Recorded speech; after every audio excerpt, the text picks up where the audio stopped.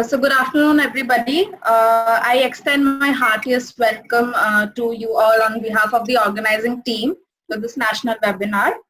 And since the morning, we have been able to pull off both the sessions of invited talks and paper presentation very well with the undying efforts of Subudhi sir and Shrikant sir and of course the whole team. And I also thank all the participants to have taken out their valuable time and attended this session. Let me introduce all to the panelists here. We have Professor Anil Bajpai, our former director of KIT School of Management, who is chair and moderator of this panel discussion. We have our faculty members, Professor Sumita Mishra and Professor Joydeep Biswas with us as teacher panelists. We also have Mr. Saiba Sinha, who is our alumnus and is currently a senior manager at TCS. We also have Ms. Astha Karki, Mr. Omar Farooq, and Ms. Dharitri as our scholar panelists. And lastly, we have our students panelists who are Ms. Kumari Yamini, Ms. Abantika Sasmal, and myself, Shraddha Mahapatra. So I'll hand over to Professor Anil Bajpai to kindly get started with the discussion. All right, thank you, Shraddha. And I will again formally thank Professor Subudhi and all the students and the faculty and participants of this panel discussion today to have made time to come and discuss on this extremely important topic today. And as we see that what was considered to be something untouchable, whenever I mention let's do a video chat or let's do a telephone call, sir, I jata hu main, let's physically meet. That used to be the normal for the last 3 decades of my existence, 4 decades of my existence in the corporate world. Suddenly today people are fighting shy.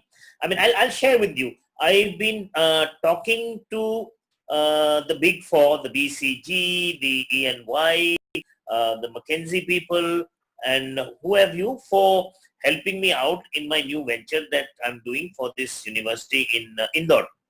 And can you believe this? Here I am ready to travel. I am happy to travel to Delhi or Bangalore from Bhopal or Indore whenever required. And can you actually believe that the EY team tells me, no sir, please don't come. Why? We are under instructions to work from home, and we shall work from home till the end of September and wait for further instructions.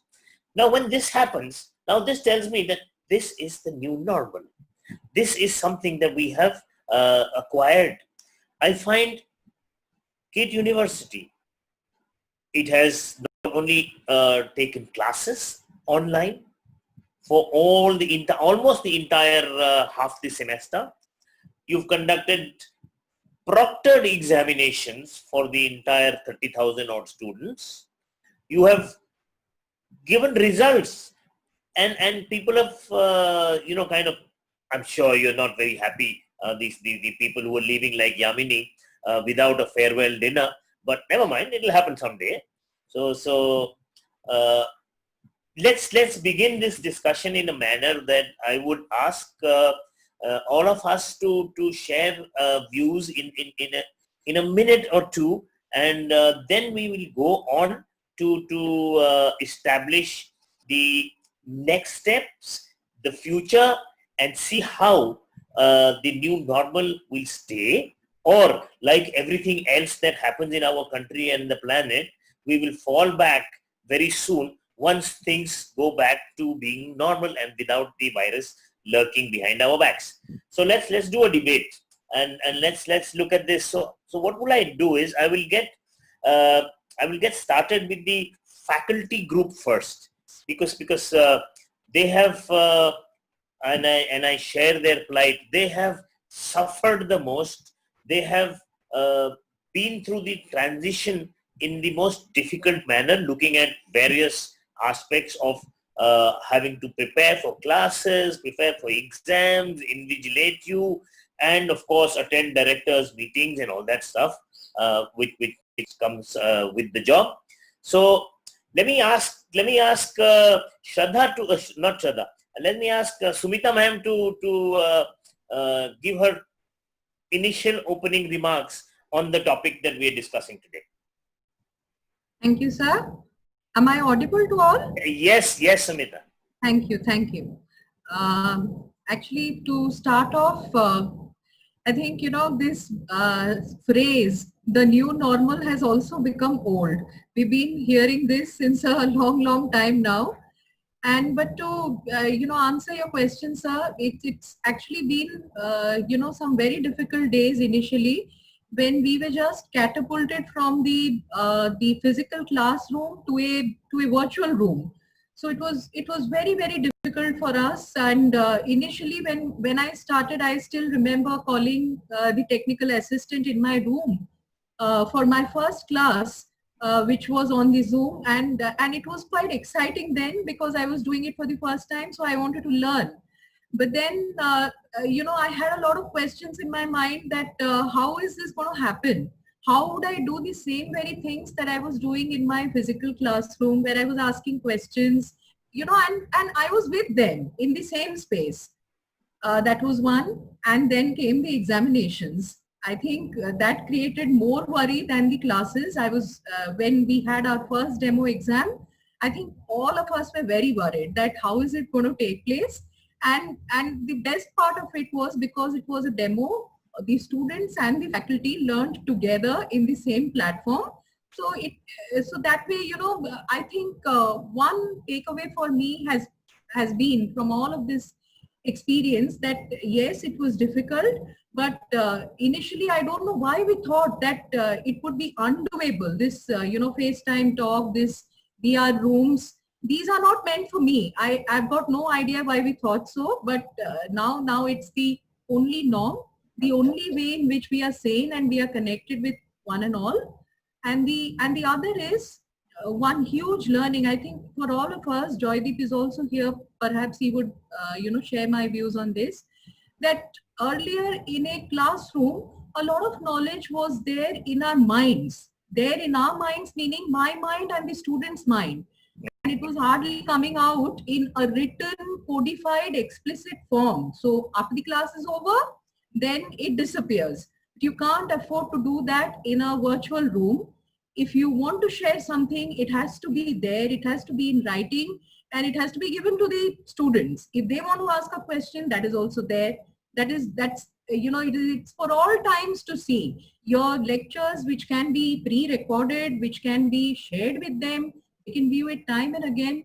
I think, it has been a tremendous takeaway, both the strengths and the weaknesses.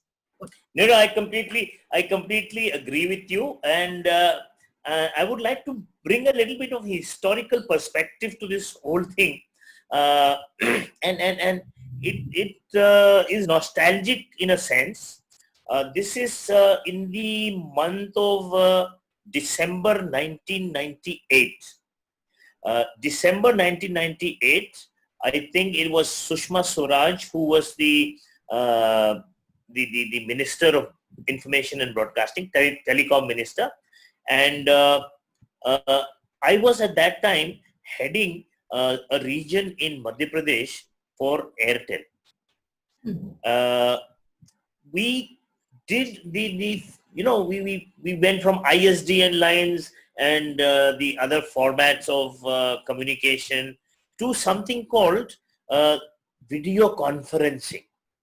And would you believe this? At 128 kbps. Shoibal, please, comment on this. This is an amazing story. 128 kbps. And I had connected up Gwalior to New Delhi, Parliament House, where we were, connecting Sunil Mittal to Sushma Swaraj. And the speech and video did just not match. I mean, I'd say something and walk away and the voice would come much later, or the video would come much later. From those days, from 128 kbps speeds of transmission we come to what currently you have experienced, and it's like real-time stuff. There is no lag. We don't have any missing. So please bear in mind that there are these COVID warriors who are not policemen, who are not doctors, who are those silent workers who are making this possible, because of whom we are able to conduct this panel discussion. Those people who have actually helped in developing technology to such a level that in the first few days, you remember when we did a Zoom and there was a tirade against Zoom. Chinese hai, data loss ho jayega, you'll have all sorts of problems. Drop Zoom, go to web, go to some other WeChat or something like that. And eventually you found that Zoom has grown 300 times, not only in its share price, but its usage, and everyone is very happy with it. It's the most user-friendly platform for conducting meetings on the virtual world. Today, it appears that we can't work without Zoom. And all the owners have realized that it is a huge cost-saving device. This new normal will probably become something that will be there for life. Joydeep, let's have your view on a contrarian perspective from what Sumita just said. Sumita said things about how it started and not the struggle per se, but the path that progressed to what we've reached today. So let's have Joydeep's view on this. Joydeep, are you muted or are you?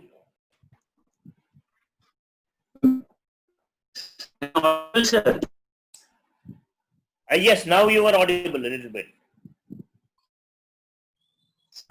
So I don't have to make a very strong contrarian view. I was just reading a meme a couple of days back. The three most common questions man asking: when is this pandemic going to end? Am I audible? Is my screen visible? Although you are struggling, but you are audible, yes. Yeah. So what were the three questions that you were reading about? When is this pandemic going to end? When are we going to get back to normal? When am I starting to wear trousers again?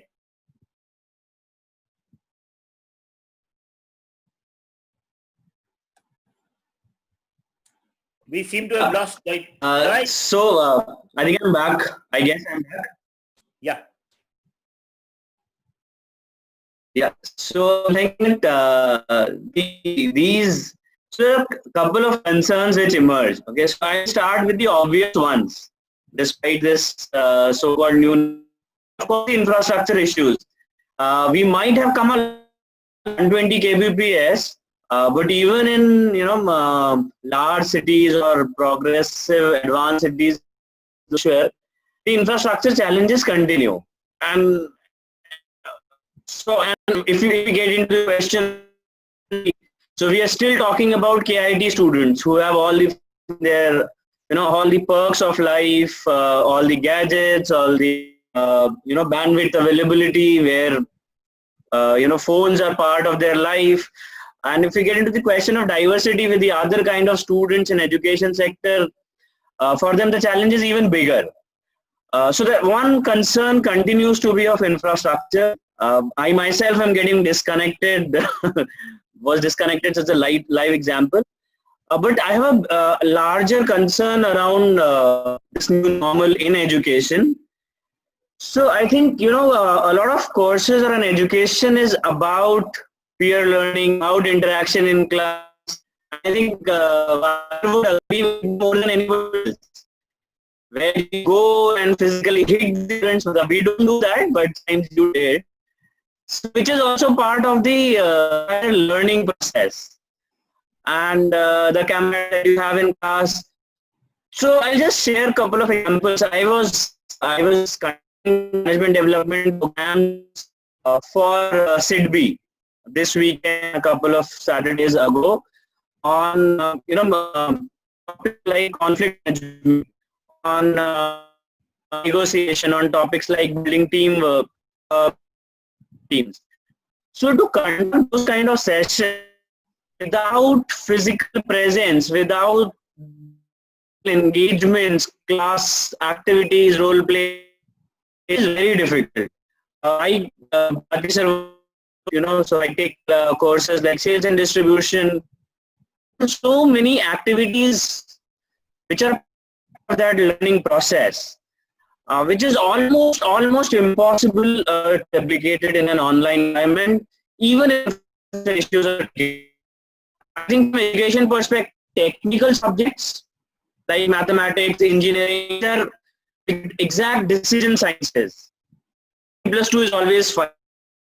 Then I understand what you're saying. It is sometimes imperative that we do a brick and mortar, have a should I say physical contact with people. For instance, in a workshop or in a laboratory, whatever experiences you undertake cannot be done over a virtual medium. But having said that, the first point that you made was more significant than the others, and that was availability of resources. We are a country which is still struggling with having resources available to the bottom of the pyramid. And I have had experiences over here in Indore and Bhopal where I have asked students about how the online classes went, and I got some fantastic responses. Sir, मैं on login करने के बाद में अपना photo चिपका देता हूँ, and then after that I go away and wash clothes. Mummy ने बोला है बर्तन धोने के लिए मैं क्लास अटेंड करूं कि बर्तन धोऊं.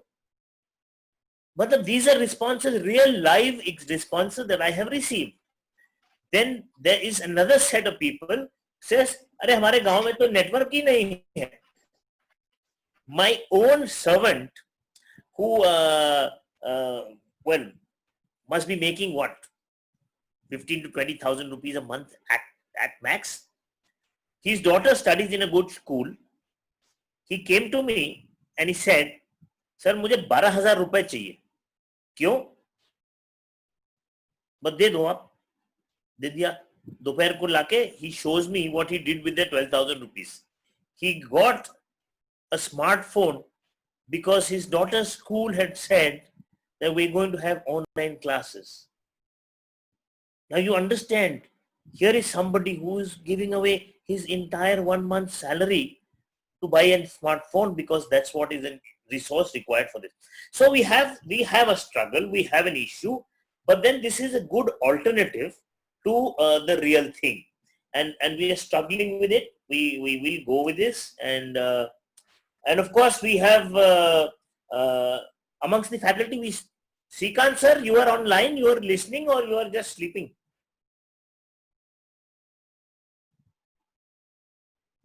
I think Srikanth sir का फोटो ही दिख रहा है मुझे.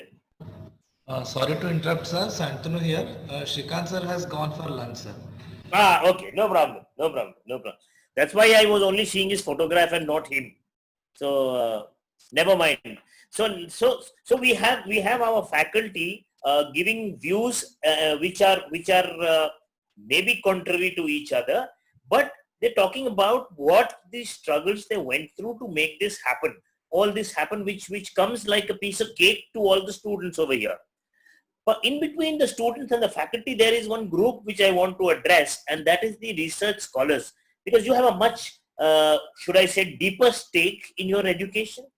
You need to not only be accessing a lot of resources in terms of literature across the world. You need to be discussing with your teachers and your guides, and at the same time you need to be involved. So Dharitri, before you get disconnected from Assam, may we have your view on how you have coped up with the situation that has arisen over the last 4 months? Thank you, sir, for giving me the opportunity to share my views. Before sharing my views, I would like to say that we are very fortunate to have internet facilities and e-learning devices.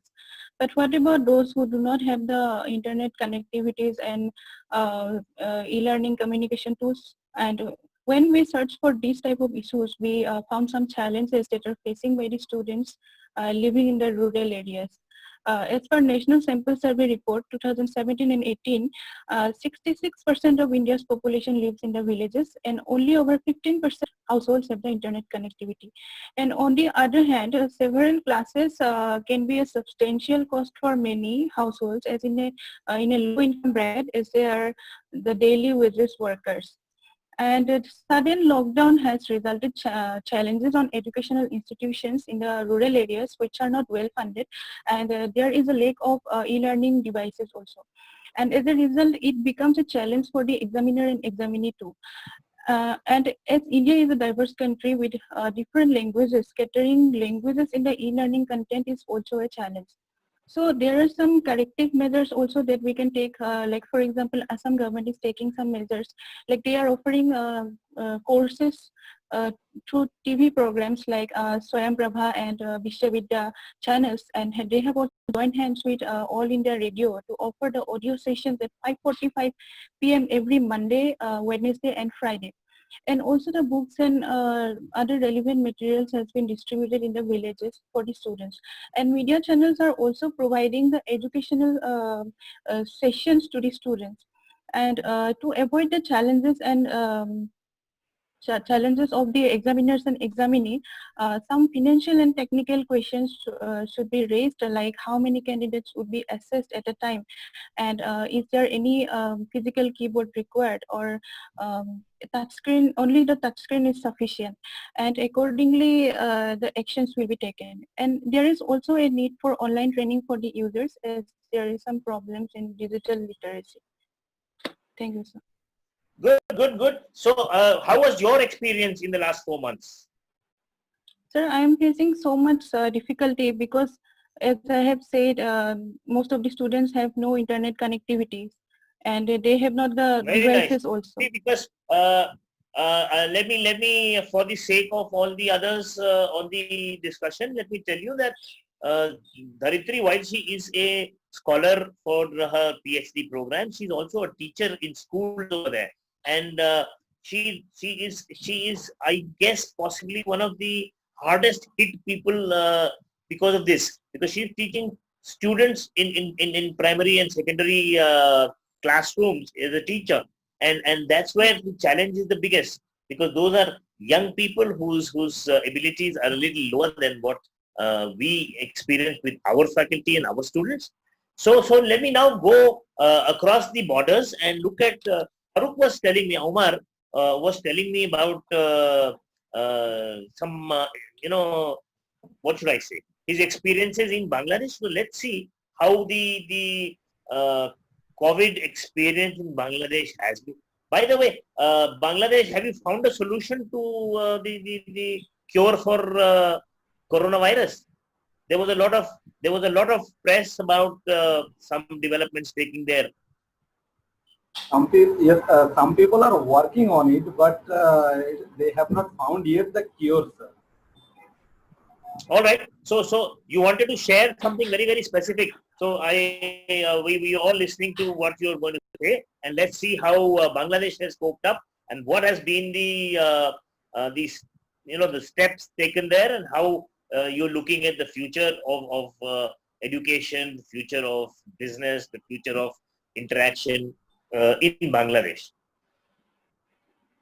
Thank you, respected Bajpayee sir. It's an honor to join here in presence of you. So, sir, let me tell you some statistics globally. I have been given with very small amount of time, but I want to summarize my speech here. Like, as of mid-June 2020, globally 1.2 billion learners were affected due to the shutdown of educational institutions in 144 countries. It's an UNESCO data, and Bangladesh is no different, sir. Since 17th of March, all educational institutions are shut down, and about 36 million students among which 17 million are in primary. They are now out of school, out of physical school. And some online activities are going on, like Bangladesh government has come up with a very innovative solution. They are broadcasting classes for middle schools and primary schools in national television every day. However, sir, the loss of schooling hours is not the only impact from this COVID-19 crisis here. On top of learning, in Bangladesh, given our social and economic conditions, our schools, especially primary, middle schools and high schools, are a vital source of social protection for young nutrition, health as well as psychological support. So as the crisis prolongs, the economic impacts of COVID-19 will have long-term consequences in our country. And to deal with that, to fight with that, there are few matters that are very crucial that I think. First of all, the healthcare protocols that we are now dealing with, and after the shutdown will be lifted for schools, that the healthcare protocols in schools and universities are very critical. We have to ensure that all of our students, they don't drop out, they return to schools or universities, and the supplementary nutrition programs that are running across the country, that should continue in a bigger scale. And the reduction of digital divides is very crucial for in our social, especially for our rural areas, because students now online classes are going. So students are struggling with their internet prices in the remote areas. And so the reduction of digital divides are very crucial, and we are very significant input that Omar has brought to surface, that there is still a long way to go to make the world a digital world at the cost of near to nothing. It's still an expensive proposition to afford internet connectivity. Data is still something which is not available to everyone. So having seen Bangladesh, let's go over to Nepal. And Asta, you've had a terrible time. I know you have carried on the coursework, most of your subjects, and you've cleared, but you still are struggling with the subject of both the faculty members present on this panel discussion, and that's Subudhi sir and Sumita ma'am. I was aware of that RM is something that you still need to continue with. So in your mind, obviously you were going through the entire chaos of being in a different country, trying to figure out how to manage the rest of the coursework, how to clear. So share with us, what is the new normal as far as you're concerned in Nepal vis-a-vis in India? First of all, thank you so much, sir. It's such an honor to be here with you all, and I'm full of gratitude. So talking about the issue, it has been a big problem. The pandemic has been a big problem to everyone, and it's same here in Nepal also. Like we have been talking, like we have been hearing our friends say, it's okay. We are, coping on well in the cities, but in the remote areas, it's very difficult. We have seen suicidal cases also. We have had some 5 children literally kill themselves because they did not have technology, they did not have the infrastructure, because they could not afford the infrastructure to study. They had to end their life. So the situation is pretty grave. And another thing is, because I take classes, because I'm into academics, I had taken classes via internet in Zoom previously. It was not a problem. We never thought, taking virtual classes would be a problem, because I was taking classes for bachelor level. But then when it came to teaching school kids, and when it came to, teaching at remote places, at teaching remote school children, it came out as a problem. So this is very problematic, first of all. And the next thing is infrastructure is a big problem in the cities also. Data here is very expensive. In Nepal, in Kathmandu, data is very expensive. So if we have Wi-Fi connection, very good. But the bandwidth fluctuates a lot. It is correlated with the electricity, and electricity again correlates with the weather. So if sometimes the weather is bad, like this is monsoon, so because of the weather, the electricity fluctuates a lot, and because of that reason, we have connectivity issues also. And because of that reason, classes and getting first-hand resources becomes a little difficult also.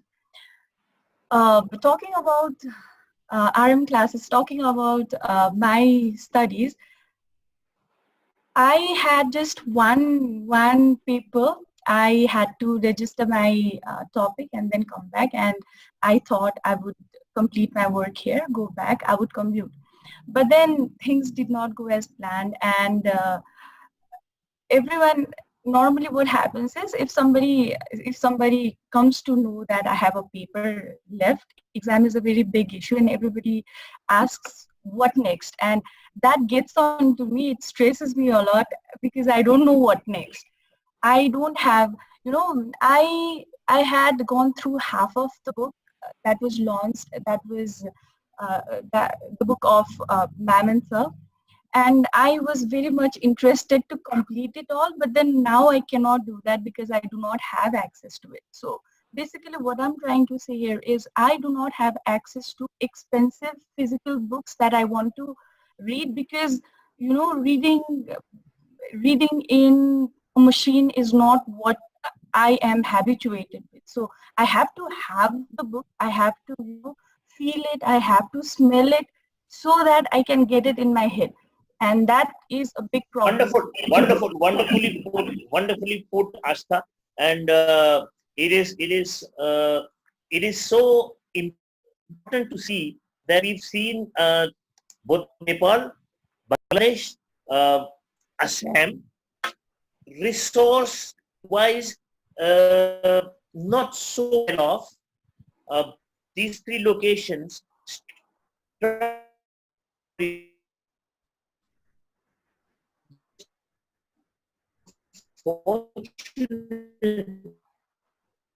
been hit as hard by the coronavirus as the rest of the world. Hope lies that we shall be behind this very soon. Everybody's giving lots of answers. Somebody says the peak is yet to happen. Someone says you will peak in September. Somebody says it will peak in November. So there is so much data and so much information today on the WhatsApp University that it defies all logic. And if you were to believe everything that is written on the in the WhatsApp chats, you will probably give up and go into a shell and go into a cocoon. So we have eaten all that through technology. Technology has taken you to a level where you're actually talking to each other on a daily basis. You're having family meetings. By family meetings, I mean people in the family living in 10 different locations, and you zoom in every evening at 8 o'clock and you fix a time and everybody comes on and you chat and look at each other, probably more than ever before. But is this going to be the new normal? How many of you, and just raise your hands and I'll get an assessment, how many of you have actually, or your parents have actually insured your household goods? There's some insurance called, other than life insurance, medical insurance, there's a household insurance. How many of us have done it? Not me. Soibar has done it. He's the only one amongst 15 of us who has a household insurance. I have also done it. When मेरे घर में चोरी हुआ, अगले साल मैंने कर दिया फट से. After a theft, the next year I went and got my household goods insured. Second year I paid premium. Third year I said, चोरी तो होता नहीं है, forget it. Now that's the new normal. We human beings are programmed very easily to shift back into comfort zones whenever a pandemic, an episode that occurs passes away. So whether it's an illness, we are very careful. Somebody has upset stomach and he has ulcers in the stomach. The doctor tells him, eat very carefully. But in time, he does that for the next 3 months. After 3 months, he realizes nothing's wrong with me. He goes back to the normal ways. He goes back to eating golgappas and puchkas on Pit Road. So you imagine we are programmed to go back to the existing format. So in that regard, do you think this new normal has permanency or will it shift back? We welcome Kumar sir on the panel, and then I'll throw this question at him directly. Kumar, what do you think? Is this here to stay, or is it a fad for as long as this virus is going to attack us? Sir, good afternoon. So good to see you. I'm sorry I logged in a bit late. There was a lot of issues with connectivity. So if I look at it from a perspective where I'm involved with respect to industry collaborations, industry placements, till about a month and a half back, things were pretty much in a state of flux, where industry also was not sure as to what next, how it's going to fan out for them for the future. But of late, what we have seen is that even as Bhajpayee sir said that this is the new normal, industry also has accepted this is the new normal, and things are slowly falling back in place because just to give a perspective in terms of schools of technology, as far as KIT University is concerned, we've started with the hiring process and we've completed more than about 40% of our students are already placed, I would say. In that way, I think students, the corporates, I think people have accepted this as the new normal and a way of living. So slowly, I guess, with automation coming in, with technology coming in, the new normal could be is where we look at technology as something which augments everything that we do. It's more like, sir, if I were to say that there was this ad of sale which said there's a bit of steel in everybody's life. I think now the new normal is there's a bit of technology in everybody's life. So we've begun to live with that. So Kumar feels that we will acquire some of this for permanent life, but may not be all of it. For instance, do you think we will all wear masks for the rest of our lives? Women, sir, please rebel. I mean, you will have, those what are they called? Sunburn marks or whatever they call, tanning on the rest of the face, and you will have a fish made out there. So it's like crazy here. Sir, can I just come in here? Yeah, please. Can I?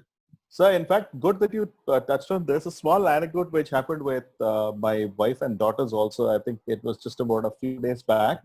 And my wife was putting on a lot of lipstick on her face and getting ready to go out for a small gathering that we had for lunch. And I was just smiling away. And when I was just smiling away, all of a sudden she looked at me and says, "Why are you smiling?" I said, "You know what you're going to do next? You're going to put a mask on top of that. So how does it matter?" But that comes the reply that yes, a mask while traveling, but not where we are going. So I think the women also have learned to accept that as a new normal. Correct. So handshakes will disappear, and for good measure. Handshakes have always been a source of transmitting information, transmitting data, transmitting infection, transmitting things. So handshakes will disappear and will become more traditionally in the Indian manner of greeting, in the namaskar. And masks like the Jainis wear along all the time to prevent germs getting killed, we will have to do that for some time at least. But I don't think the mask is going to last for long. I don't think if we go back and there is no coronavirus cases in the month of October, then in the month of November, masks will disappear. There would be, but you have to look at how opportunistic man is. The mask, this N95 mask, was not even available in this country. Nobody bothered about, except in some cases, somebody was not well. I mean, he would take a mask. So, हमारे अपने ही Patnaik sir, you know who we are talking about, the Taiwanese Patnaik. So, Patnaik sir had visited Indore with a Taiwanese person, and that guy had a girlfriend in China. So this fellow says, my girlfriend has asked for some masks. In China, they are not available today. So we said, very nice, let's go to Dava Bazaar. So there's a place called Dava Bazaar, and I went there with these people and I said, let's ask for masks. So this guy said, yes, masks are available. There are some 30 masks that were available. So he gave them to us, and they were priced at some odd number of 250 rupees or 300 rupees each mask. In the next 3 days, this Taiwanese said, can you send me more? So I contacted that same source and I said, I need more. In 3 days, India had shipped out millions of masks, all that was in stock, and we were dried up with masks. There was a zero inventory of face masks, of sanitizers and everything else that went along with it. On the date the lockdown was introduced. Almost zero. And masks were being sold at 600 rupees. N95 masks, 600 rupees a piece. Today, India has manufacturing capacity and coming out of everybody's pores. We have millions and millions of masks being made. Cottage industry. Every lady which has got time and some resource is stitching masks. They're designer masks. Now there will be masks for every color of shirt. There will be masks. You will get the salwar suit will have the dupatta with an extension of a mask. So you'll do all sorts of funny things, and that's what we are best at. We are best at adaptability. So we've adapted to this new normal very quickly. But then we will go back. Let's ask these children. Let's ask Avantika. Avantika, what do you think? Hello, sir. Hello, everyone. Well, sir, as you have already asked us about the new normal which is going to take place and which has already started. But I think as since March 2020, times have changed a lot. So the global pandemic of COVID-19 has affected people's life and across the entire world, be it a professor, a student, a doctor, a normal executive, or any person, everyone has been affected in either way or the other. Well, there are many options or many points on which we can actually talk about today. What I want to specify is on the three main topics which I feel that as a student, because as we all know, as Yamini and Shraddha, they are there. So we have faced a situation of our college life which has had an abrupt ending. So our MBA 1820 batch. So the first experience I want to share on this is the virtual classroom learning. Since we have a KSOM is a very standardized organization, what I think was our classroom lectures as well as our exams were highly organized. We had the platforms like WhatsApp where examinations which occurred. So it was made very flexible so that we had a one-to-one chat or a communication with the invigilators in the respective PRs as well as the students who were answering the exams. Not only this, but the Moodle through which we were answering our exams was very flexible because it had two options. Students like us could answer in handwritten format as well as in a typed format and scan it and upload it. Now, what I think is there is a certain challenge which every one of us faces right now. And what I think as a student, this Moodle, there was, when I had a conversation with many of my batchmates, many of my friends, so some of the basic problems which were being faced, and one of them was the major one being faced by us was while we were answering in the Moodle, we couldn't identify which of the answers were actually submitted and which were not. When we submitted the answers, the Moodle gave an option that yes, your answers were not submitted.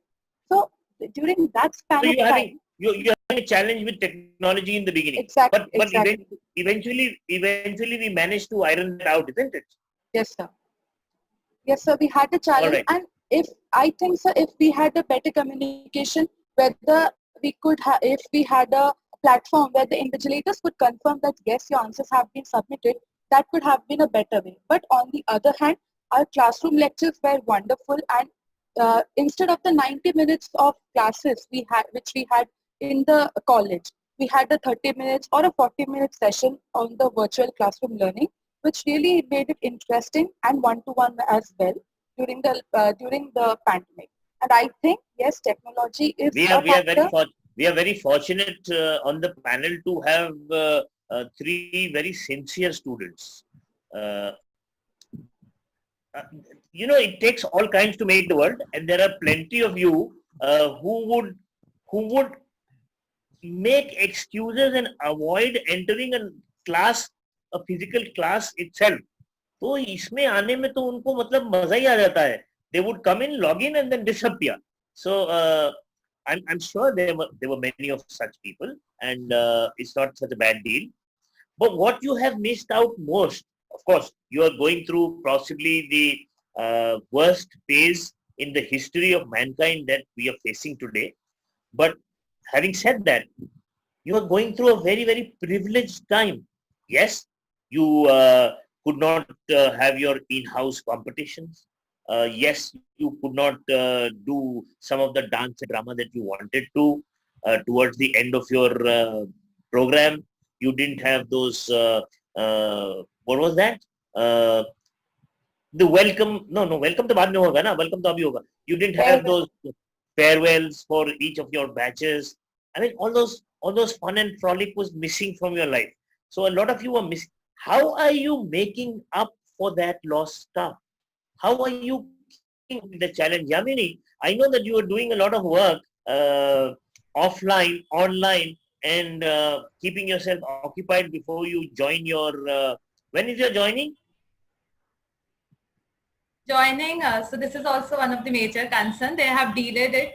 So they have said we will be doing it by end of the year, but we do not know. We do not have any idea till now. But yes, companies doing their part. They have been continuously communicating us. So the joining dates are not yet clear. So Yamini, let me tell you, you have been a live wire busybody all along your 2 years or 1.5 years in the School of Management, and before that 4 years in the School of Technology. So you've seen KIIT University inside out. You have done a lot of participation in non-academic activity along with academic stuff. The kind of work, and then I'll come to Shraddha after that, the kind of work that the current batch in the internships is getting to do versus what you did at Havells, or not at Havells, at Pondicherry, where you were in Pondicherry. So versus what is being done. Acer, yeah, I know. So what you did with Acer at Pondicherry versus what, say, Shraddha is doing online.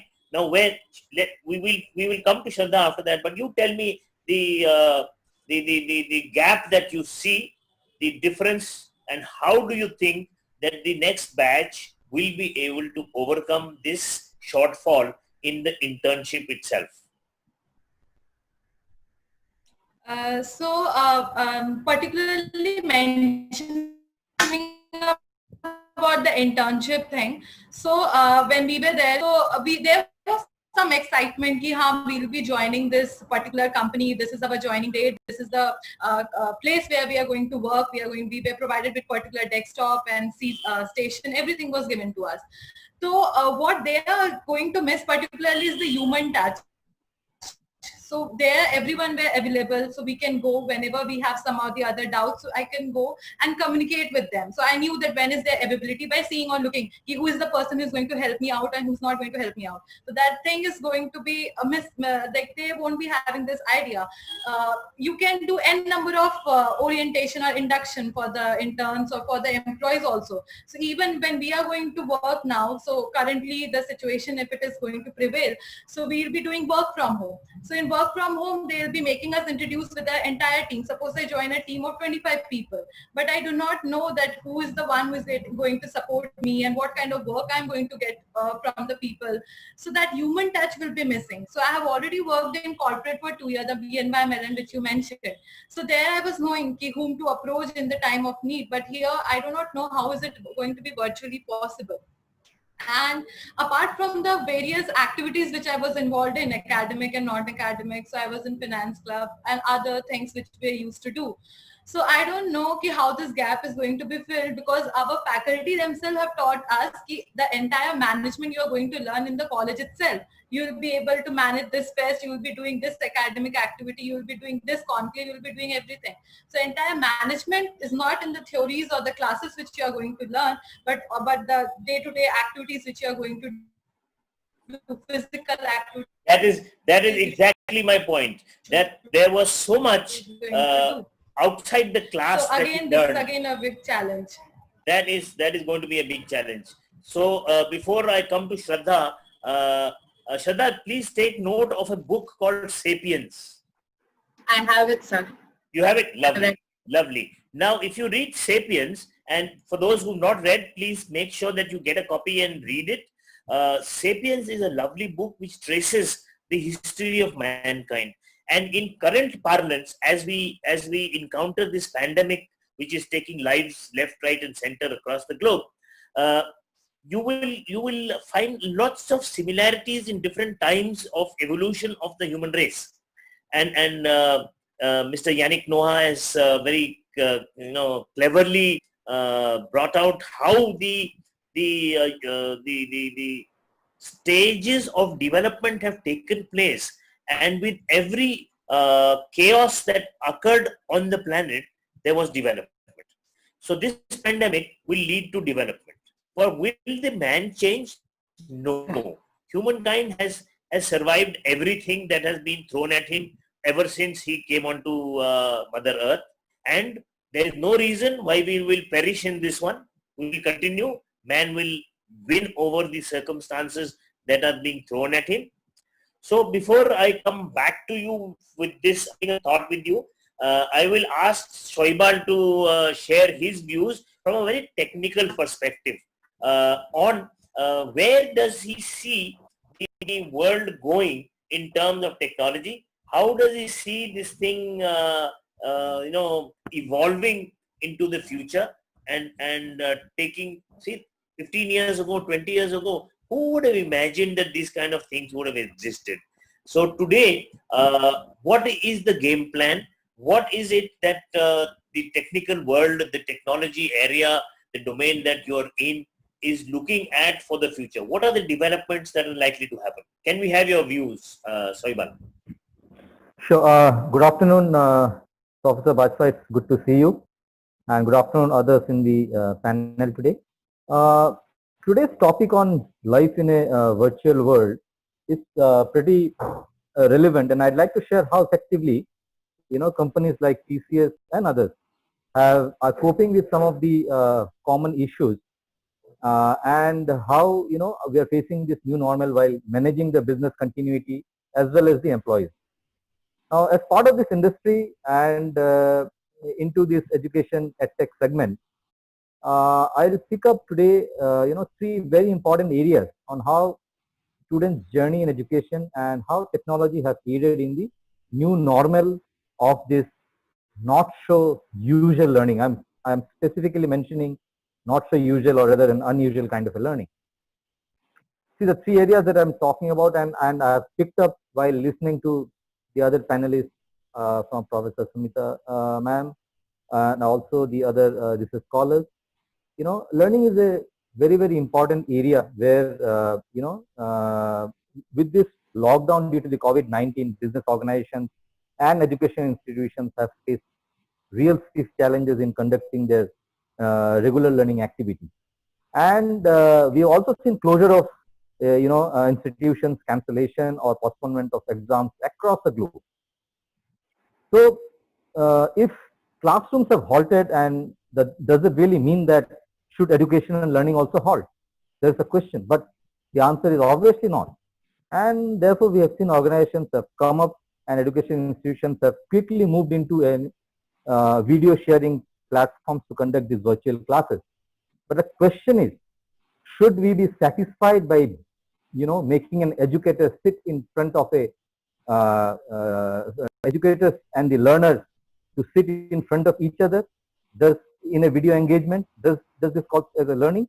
Now, I think, it doesn't result in an effective way of learning, because we believe it's time that we, come out of these brick and mortar pedagogies that we have seen and get into some unique digital tools that the educators today need in order to, innovate new pedagogies on a digital world. So, with the technology coming in, there are a lot of these digital tools that has been innovative digital tools that have been brought into technology, as well as they have been integrated with this learning environment so that the education is imparted on a very seamless manner. Now, any learning approach today, as such, be it digital or physical, it needs more than just a technical platform or a content to be more effective, basically. See, today I heard some of the students like Avantika talking about when they submit, they don't understand or they don't try to get whether which of the questions or which of the answers have not been submitted. So basically, I'm talking about a platform, where we can do a lot of discussion, where we can have clarification sessions, where you can have reinforcement of learning using defined stimuli, where we practice what we have learned, and how do I assess myself. So as educators, we do understand learning is not a unidimensional process, but rather it's a multi-dimensional process with the right kind of pedagogy. So for classes themselves, we are talking about technology tools where the classes can be scheduled on a touch of a button through an intuitive interface, where we can have interaction between teachers and students and within the students themselves. So that the platform today, it allows the teacher to run a quiz, to run a blog, to give any particular assignments and see how it can track, whether the students have done the assignment. We can have classroom tests, feedback sessions, and of course evaluation. So all these, are tools for the educators, when we are talking of a real effective learning. The second thing that I'm like to, stress upon is the assessment.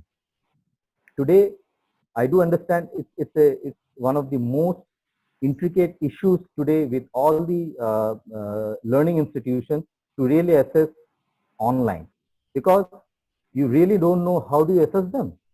Now, technology has come up with remote proctored assessments using artificial intelligence. Now, teachers can also run remotely proctored assessments for high-stake exams, and remote proctored assessment helps in preserving the academic integrity and has also allowed conducting exams with the same quality as in the classroom.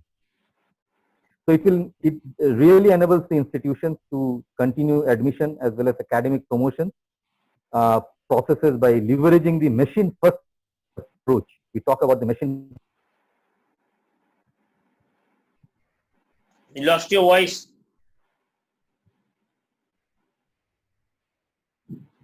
Soibal, you got muted, it appears. While the students are taking the exam, all the other applications on the device are forced to. Basically, we impart a... Sir, should I be calling him and letting him know? Soibal.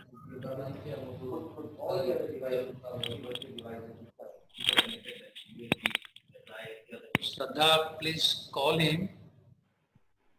Yes, sir. Yes, sir. Sorry for interrupting, and coming to your live discussion. Welcome, Professor Kumar. Thank you for joining us. Actually, by the time we get connected to Shaival, so just a question from one Mr. Barun Tiwari. Maybe like I thought Professor Kumar can answer better way, and maybe like Professor Bajpai. The question read like this: if someone do any study online certificate course, will it be approved by UGC, CBSE, ICSE? I think he or she might have meant like industry kind of thing. Any information from authority? Let's respond to the question, then Shaival can answer. Sure, sir. Thank you so very much, Subudhi sir. In fact, to answer this question in terms of whether any certification programs can augment skills of any student right now, definitely yes. If the student is now listening to me, and I wanted to take this opportunity also to say, we talk about automation, but let me also say during the COVID times, it has given us an opportunity to innovate, to look at better technologies. So when I talk about innovation, for instance, at KIT, we've started looking at certifications as one of the verticals. We started looking at developing our own platform and offering it to corporates who want to conduct a test and say, hey, look, we are here to help you out. So talking about certifications per se, during the pandemic times, yes, definitely the more of certifications you have, which corporates will love to lap it up. And I'm sure from the student's own cognitive perspective, from the student's placement perspective, the more of certifications with respect to industry needs present and the future is definitely going to be a big help. Great, thank you. If that would answer the Professor question. Bajpai and Shaival. Thank you, Professor Kumar. Absolutely. Thank you so much. Thanks, Kumar. And Varun, I think your question is answered, but in case you have any doubt, let me put to rest the doubt that if you're thinking that a CBSE approved course or a UGC approved course online you have conducted and you've concluded, it will certainly be given credit and you will get the benefit from that.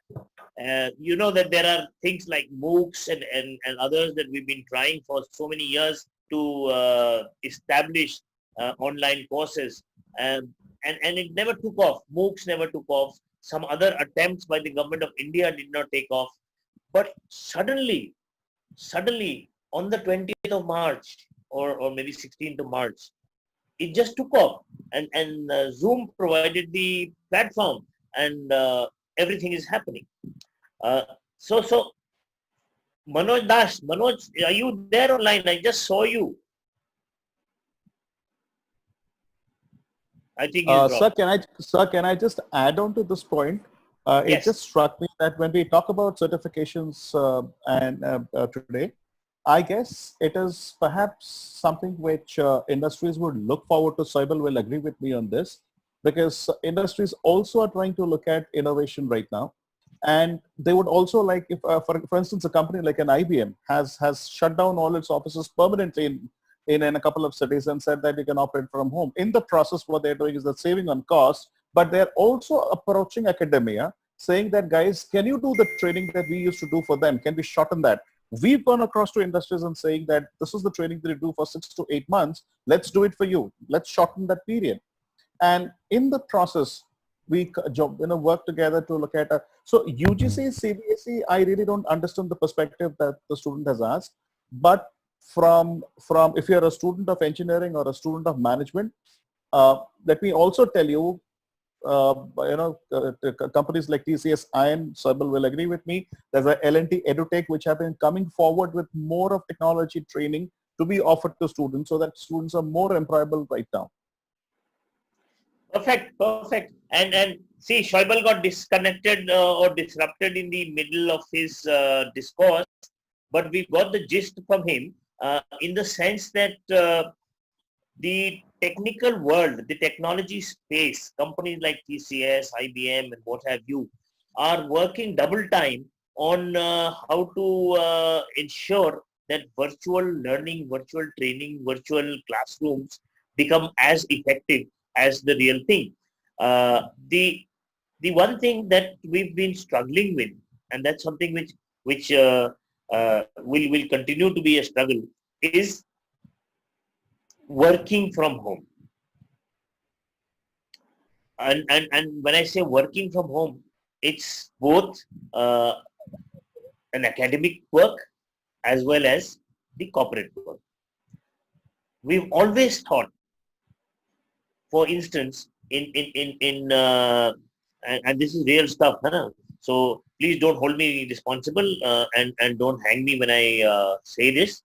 But all managements of organizations and companies would, while making the plan, say that for 1 hour of lecture, you're supposed to prepare for 3 hours. We agree to that? But when it comes from working from home, we try to give you work where you don't prepare at all. We assume that you don't have to prepare and you have to work all the time. Now, these are things, these are expectations that need to be balanced between a management and a delivery mechanism. Now, these are things, the more technology inputs that we will get from people like Saibal will make life more and more complicated, more and more demanding, more and more excruciating from the perspective of the inputs that you put in. And we suddenly want a machine which has got an efficiency of greater than 100%. And that's what is happening. Today, it is assumed that since everything is gone normal and virtual, you will have all sorts of high efficiency machines going in place. There is one particular thing, and that's a big challenge. And I want to put it on record over here that if all teaching, all education goes virtual, what will happen to institutions? What will happen to the fees of institutions like KIT or any other, which is a substantial amount and it goes into running of that institute. It goes into paying salaries to faculty. It goes into maintenance of the infrastructure. If everything goes virtual, a student will say, why should I pay 12 lakh rupees to get an MBA from KIT? I can go and get it online from Harvard at 1/10 the cost. This is the next big question. And that is where I will come back and ask you, do you think this kind of new normal is there to stay, or is it only a stopgap arrangement till the virus is hitting us? Let's throw this open and anyone is free to come in, beginning with Shraddha maybe. Thank you for the opportunity, sir. I think obviously with time, if we are acquainted to this new normal and if given a chance, we would obviously like to get into different institutions and get their online education. But I also feel the system from there and also will change, because not everybody can access access that education. And there will be definitely bias like competitive exams to get into such, to access such education and get into it. But MBA for me will definitely remain a very holistic education, which actually needs interaction, physical interaction, and a lot of active participation. Continuing MBA online is actually a challenge, is what I've learned, and there are a lot of hurdles which I face. So and there are a lot of I miss on very valuable times where I think I could have gotten better valuable inputs with the interaction with my professors and my peers, and the active participation which I used to do back at college. Yeah, I mean, how would you be even completing a program without being scolded by the director, without being thrown out of class by the teacher, without all those things which are so crucial and critical to development of an MBA student or even an engineering student. And how would you appreciate? Of course, you can still appreciate. You can still appreciate Sumita ma'am's graceful entry into class, her attire that is never repeated, and yet the most elegant. And I mean, these are things all the ladies would agree with, and not only the ladies, even the gentlemen would agree with. So, how would you? Can you even imagine a classroom, virtual classroom? You're looking at her every day, and then see, after a while, when it becomes so boring, she won't change into the fineries every time there is a lecture. She'll continue to wear the same stuff every time. Now, those are the aspects that you're going to miss. And believe me, that's a very, very, very significant part of education. Very significant part of education. When Kumar walks into something, I mean, he has his hair plastered perfectly fine. He's still losing them. But he manages to disguise it. Kumar, just check up what Joydeep is doing. Joydeep is doing something wondrous to his hair. He's getting his hair back. So when बाल खींच रहे हैं ना आप? अरे कुमार को तो खींचते हुए 20 साल हो गए, क्या कर रहा है यार? बाल कहाँ है खींचने के लिए? आजकल मेरे तो इसलिए हो गए वापस आ रहे हैं. चलो गुड. तो नहीं, मैं ये कह रहा हूँ कि these are little nuances. I mean, how would you learn from the virtual world? What I mean, I just can't imagine. Shraddha, Avantika, Yamini, you would know, and everybody knows, how many people have I thrown out of class, have I sent back to the hostel to wear proper footwear? Now, those young boys and girls, will they ever get that opportunity? Won't they miss that kind of experience? Now, that's learning, and somehow the virtual world needs to be augmented with that reality, which obviously we're missing. I mean, can you believe this? In Indore, I have my classes have been going on in terms of the colleges that's operating, but I had to join the office work about 3 weeks ago. So for the last 3 weeks, I am in Indore, Bhopal, going back and forth. But can you imagine, for 3 months, I did not wear trousers at all. I was in shorts for an entire 3-month period, because you can't see me on the Zoom classes.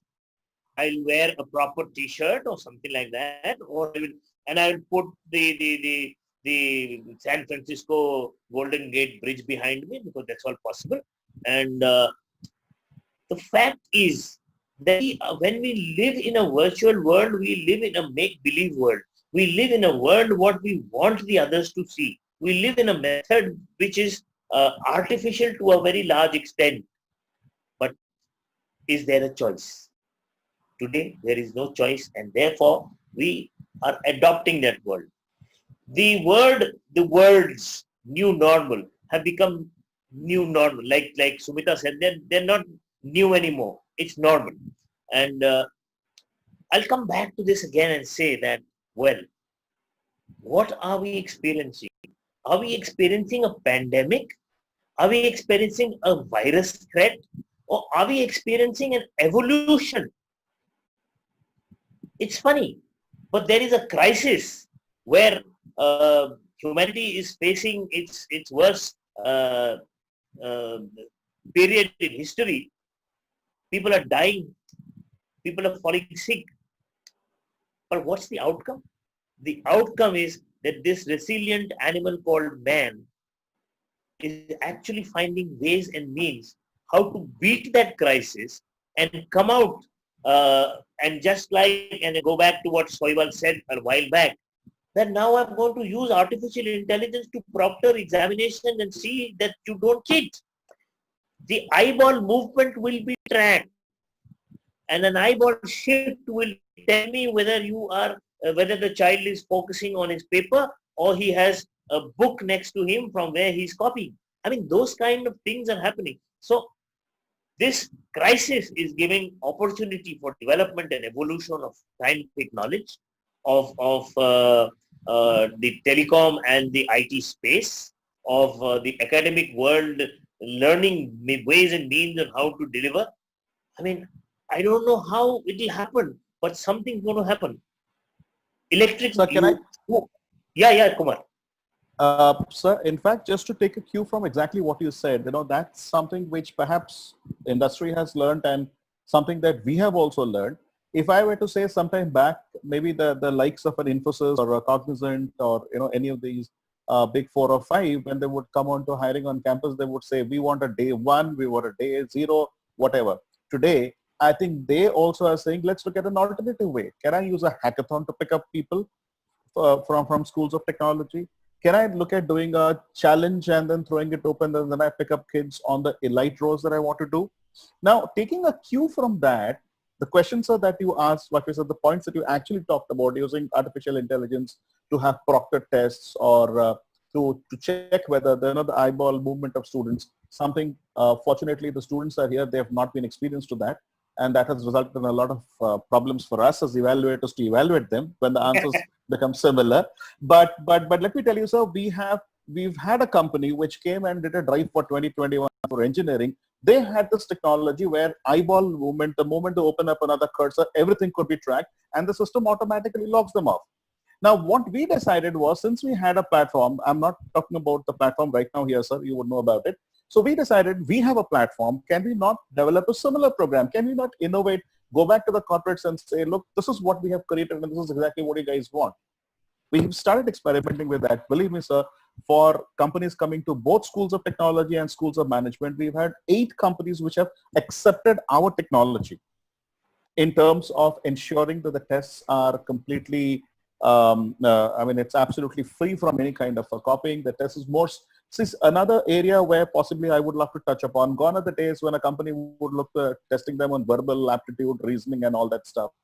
Today, companies are looking at simulation as a model, trying to understand how logical is the student.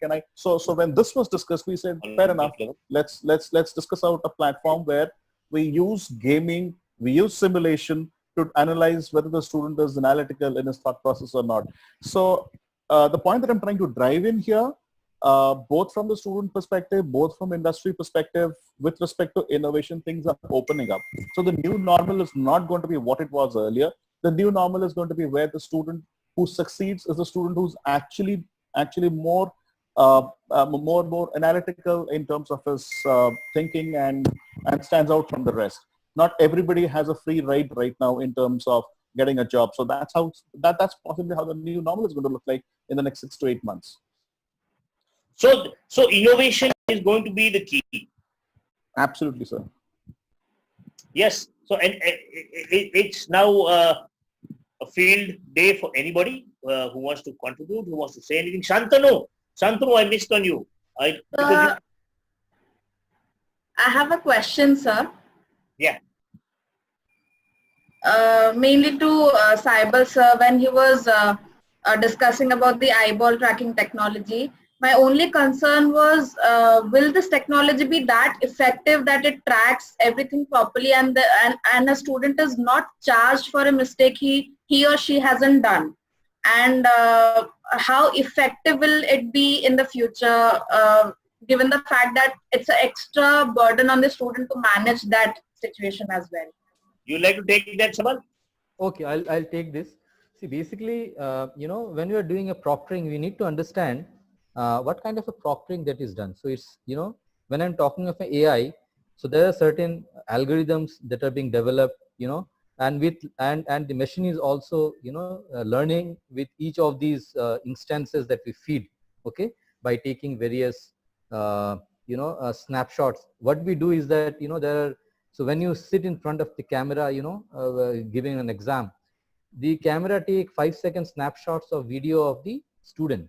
And there are certain algorithms that are being fed, like various movements, various angles of the faces. If there are 2 faces, it gives the alert. So all these kind of algorithms are being fed on the system. And, the system gives an alert. That is one thing. Secondly, there is a human proctoring as well.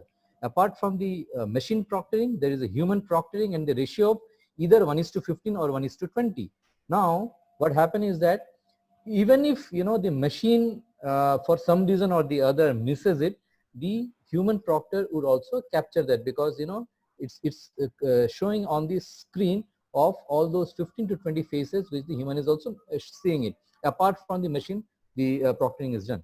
So if I have to answer your question, there are certain messages will be given to the students. Suppose if the students is not visible on the screen, a message will go to the student saying, hey, you are not visible on the screen, please come on the screen. So there will be various messages being given to this student to at least take care of the exam that he or she is giving. So but then if the student doesn't pay heed, yes, then the the proctor takes a decision of whether to take that student out from the exam, or give a intimation to the evaluator saying that this student is doing some kind of a malpractice. So enough time is being given to the student to correct his or her things. Am I able to answer your question?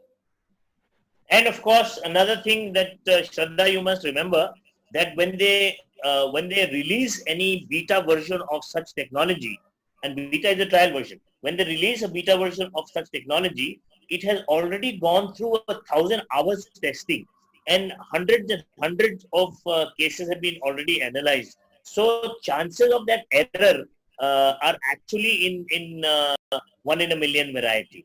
So yeah, sir, to answer your question, we have already started taking these remote proctored assessments very successfully, and there has been a very good acceptance across the industries, be it for recruitment, be it for academic. Absolutely. I think, sir, I'll just bring in here. We have also done the same about a few months back for a company called HighRadius. For those of you who would not know about it, they are present inside our campus. So HighRadius used this technology, and as I will say, there is a human aspect also. So it's a mix of both, which takes a call. So for about 10-15 students, there would be a faculty invigilator also who will be noticing this. So the end of it, it's a call which is taken jointly. But yes, it's a foolproof method, a much better method than the Moodles of the world that we are using right now. I agree. Absolutely. I agree. Sumita, I will come back now to you and ask you, what do you think is going to be the psychological impact of all this? Where a child is sitting in, inside his house all the time. There is that fear of coronavirus all around him or her. He or she needs to go and wherever needs to go, goes with a mask. There is no physical sport available to them. There is no mixing between friends physically available to them, and there is no classroom available to them. So we are taking away from them a lot of the physical world, and we're giving them an overdose of the virtual world. What is going to be the psychological impact on such a generation, I would say? Sir, actually, to talk of the psychological impact, yes, there are various kinds of changes which are happening now. My own child is constantly reading through the Zoom. She has some, let us say, 5 to 6 hours of instruction, just like a school, every day on the Zoom. So there is a sense of isolation, definitely, that, I am not there in my class. So all that I can do is to talk through the screen, or max to max talk through the phone chat or whatever. So that's there. I think the only thing that is pulling them together is the hope that this is not going to be the state of affairs for a long, long period of time. And sir, I think, I mean, this is my personal opinion. I think there's nothing wrong in this hope also. With all the talk that is going on, that the pandemic, every pandemic has stayed for a long time, and the COVID-19 is not going to be any different. That is all wonderful and that is all fine. But, the minute when a teacher says that, students, this is not going to be the state of affairs for all times to come, this also will end someday. I think the expression on her face, at least I'm able to see her face, I cannot tell about the others, is something to see. So that hope is what is keeping all of us alive, that, this will not last forever. And, when you were talking about the new normal replacing the old normal or whatever, I'm not talking in terms of replacement or thinking in terms of replacement, but what I really would say is, why is there a question of replacing? Why cannot we blend what we have learned so far with what we are learning now? I think that there are advantages to both the sides. And when all of this talk is going on about proctoring, remote proctored tests, the use of AI in evaluation, I think as teachers, at least this is, once again, I'm being personal here in my opinion, that one thing I would definitely understand is the art of setting questions which are truly open book. That means even if you do open a book, you are not going to get anything out of opening that book. We had masters in the craft, people who taught us, who were A-class stars in setting such question papers, where we had taken God knows how many books to the examination hall, but we were never able to open a single one of them. And we used to each time beg them to not give us open book exams, but the traditional. So I think we should also hone that art and craft where, the remote proctor tests can be a possibility. And possibly for the School of Management, I think this whole idea of blended learning will work wonders in the 4th semester, where most of our children have gone on early joining assignments. So part of this can be in the physical class, but part of it can be or should be on the virtual mode, where, let us say 25 to 30% of the class has already joined a company. So these are my takes on the whole idea. So I can't talk much about the psychological impact because, man is a creature of habit. So this is also becoming a habit, kind of a habit, to sit in front of a screen and we are talking. So it's not that we are not talking with one another. So there's some kind of talk that's going on. So after maybe 1 year of this kind of schooling, yes, definitely there's going to be an impact. I completely buy your point about the blended learning. There should be a mix of everything, and I also agree that it's not about a new normal and a non-normal. It's about evolution. So it's about the First World War took place around one pandemic, and after that there was huge development in the area of science, technology, and whatever else. Then the Second War happened, and there was a lot of killing, a lot of people died, and a lot of stuff happened. And then suddenly, after Second World War, the world moved faster than ever before. And every time some calamity takes place, we've seen man coming out of it victorious and always with more energy and more power. Having said that, let me put a few questions which are very general in nature, and we don't talk new normal. We talk about hope. We talk about what we see around, and the current state of affairs in our country. And here are a few proposals that I am making, in the sense that it's a proposition and you want to agree with it or disagree with it. We have close to 5 lakh people, or maybe little over 5 lakh people who have been infected by the virus, out of which 58% have already recovered, and something close to 18,000 people have lost their lives. Now, I'm not going to debate about what is the factual data, what is erroneous data, what is hidden data, but I just want to talk about something else.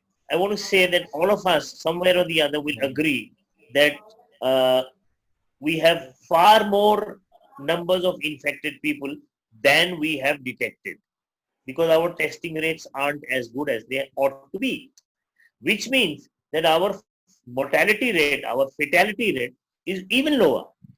If suppose for every 3 infected people, we only were able to catch 1, and out of every 100, only 3 people died, what it actually means that out of 300 people, 3 people died. That means we just have 1% mortality rate, whereas the rest of the world has above 5 to 6%. Can you do research to figure out why this difference? Why is India, Bangladesh, Nepal, even Pakistan not affected as badly as Spain, France, Germany, England, USA, Argentina, Brazil? My one proposition is that Sumita will go back and talk to Sushrut and ask him whether it has any value in it. I am saying that the BCG injection that we have all been given is irresponsible for retaining our lives. We Indians are not dying because we are all inoculated with BCG when we were 6 days old. You know, even before you get out of hospital, you ensure that the child has a BCG injection done. The example that I was wanting to give was between Spain and Portugal. Spain lost large number of lives. Portugal, which is a neighbor in the Iberian Peninsula, had very limited mortality. Very, very few people died. Portugal follows 100% BCG regime, and Spain does not.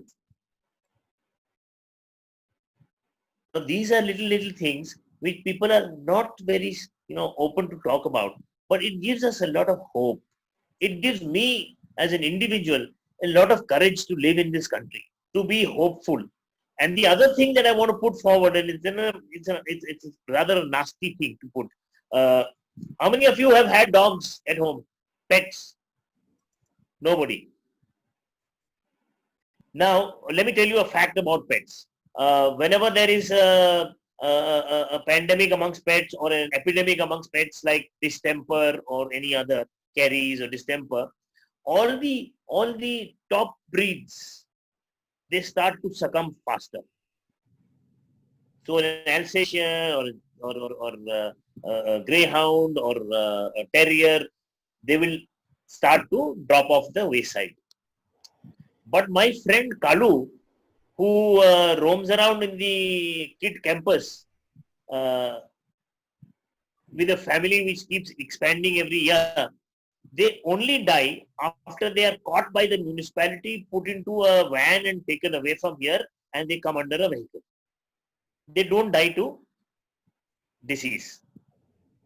And my proposal is that we Indians are that mixed breed of human society. We have a combination of the immunity of more than 100 races. And each time we've been invaded by a new invader, a new regime, we have had more and more power, more and more immunity, so that today we come to a condition that none of these things. I remember, how many of you were around when SARS happened in Hong Kong, in Singapore? You would remember, Sumita, Kumar, you would also remember, there was once upon a time, Singapore, Soibal, remember? Singapore had become a disaster and nobody was going there. Singapore Airlines planes were flying empty. So Singapore Airlines को किसी manager को बहुत idea आया तगड़ा वाला, and he said 3 days and 3 nights in a 5-star hotel, along with airfare ex Mumbai and ex Delhi, return for 7,000 rupees or 8,000 rupees. And lo and behold, the planes were flying chock-a-block full, and not a single Indian died to SARS. We went there, we came back happily, we enjoyed the hospitality of Mr. Singapore Prime Minister, 3 days of good time and came back. Lots of my friends did that. So what I'm trying to say is that whether the world suffers to some extent, we in our country will suffer much lower. We will suffer much lower. But does that mean we should not be careful? Of course we'll be careful. Does that mean we should not go back to the normal? No, we should go back to the normal. Be careful, go back to normal. I would say, and what Sumita ma'am just said, that her daughter feels so happy when someone says this is temporary. You will get back to your friends. You will start attending classes. You will have your teachers. Everything will happen. So my proposal, and you're free to combat it and free to contradict, is that before the next year is over, before 2021 is over, we would all be back to normal, the good old normal, and with some evolution, and this would all be brilliant memories. Arey, us zamane mein ye hua tha, like that. So, what do you all have to say? Omar, you're smiling at something. I'm sure you're thinking of something. Come on. Yes, I'm totally agree with you. Like it's giving us some trouble, but in the same time, it's giving us some experiences, some hope, and some new. It's learning us some new way of life, which will help us, or even if we get back into the normal. But the experiences we are having now will definitely help us to cope up our future in a better way. See, we have played with nature a hell of a lot. Yes, we sir. keep destroying nature every now and then. So this is nature's little way of giving us a little kick in the back and telling us, hey, behave yourself. Yes, sir. What do you say? Yes, sir. That is what happened with Dhaka actually. Dhaka is one of the most populous city in the world, you know that. So as soon as the shutdown happened, in between 15 days, Dhaka's weather, Dhaka's air, the air pollution has gone down to the normal level. So there are always something that has an opposite good side in every challenges. Absolutely. The Dhaulagiri mountain range was visible from Amritsar and Jalandhar 2 months after the lockdown happened. In fact, do you know we are losing lesser people to death this free during the coronavirus crisis than before, because the average of 700 odd people dying every day to road accidents wasn't happening. How are you, Sikandar Babu? Sir नमस्ते. नमस्ते, कैसे हैं? Sir जैसे देख रहे हैं वैसे ही है. सवेरे से सर बैठे हैं, आपको देख रहे हैं. अरे सुबह से बैठे हैं, आपकी वजह से तो ये चल रहा है. You are the technology support man. Sir actually मैं देख रहा हूँ सर का आपका चल रहा है. मैं सोचा कि अंदर में घुस जाऊं एक बार. बिल्कुल, और कोई तरीका नहीं है. हाँ sir, thank you so much. Can we wind up quickly? Yeah, I'm sure we can. Anybody has any last comments? Otherwise, we will hand it over to the ceremonies master.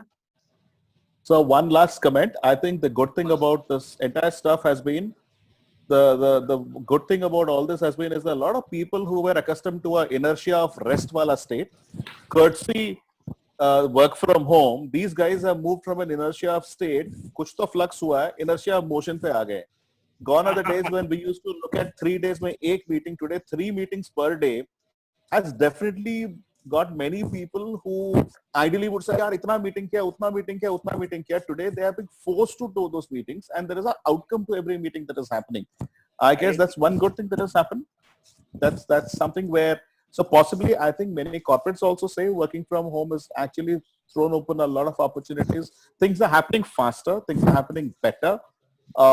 Earlier it was difficult for me and my team to get across to corporates. Today, just a call away, a corporate, yeah, Zoom meeting kar lo na, we'll definitely come across. We are getting results faster. I think that's one good thing that has happened, in this entire pandemic. And perhaps that's going to stay, because once we've taken people out of a comfort zone, we've taken people out from the inertia of state, inertia of rest, and if they continue to be in the inertia of motion, hopefully they should continue. But as Indians, you never know, sir.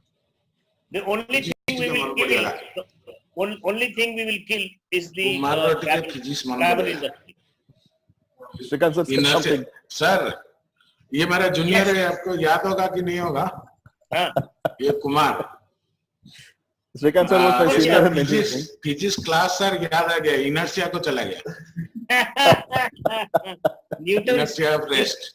Newton's first law of motion. Yes, sir. The a body in rectilinear motion or state of rest will remain in its rectilinear motion or state of rest unless a force is acted upon it. Great. Sir, ये तो भूल Pula sir, 100 out of 100. Definition. Sir, So, please. who wants to say anything? Any last comments? Madam, Do Sumita we madam. have any final round of discussion? Otherwise, we can hand it over to Shraddha. You are going to close the matters? Yes, sir. Subhuti sir, I guess. Or Subhuti sir can also join in. Subhuti sir is not on the panel right now, it seems. Subhuti sir takes rest. Yeah.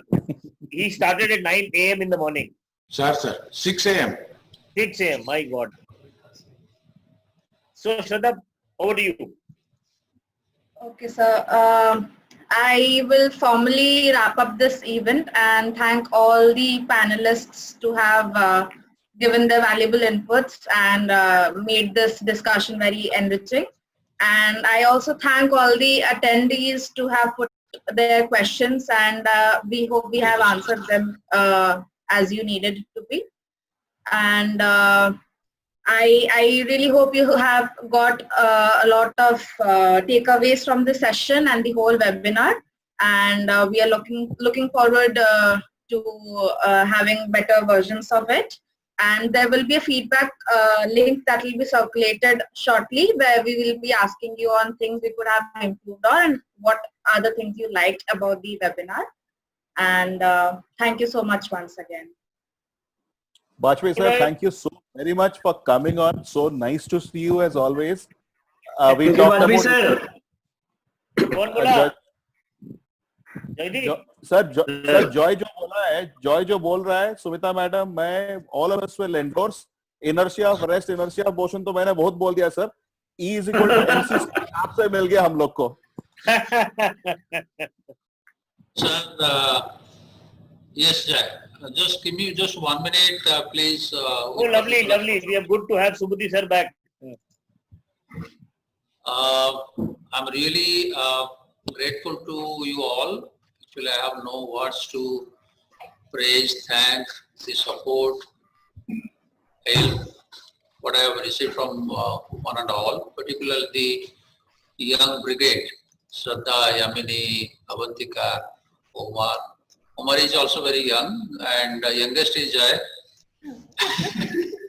So we have got really a lot of appreciation for you. Maybe Srikant sir is thinking of giving a memento whenever situation normalizes. Those who are here at Bhubaneswar will be handing over our memento, and others will be maybe taking help of courier. Thanks all for helping me and Srikant sir doing really a very difficult task. We had so many speakers. I think VR1 was most difficult, and we have got 15 resource persons in the invited speech. That was a marathon session, and it went on very well. Thank you, everybody. Thank you so much for the support. Thank you, Subhuti sir. Thank you so much. Thank you, sir. Thank you for the beautiful webinar.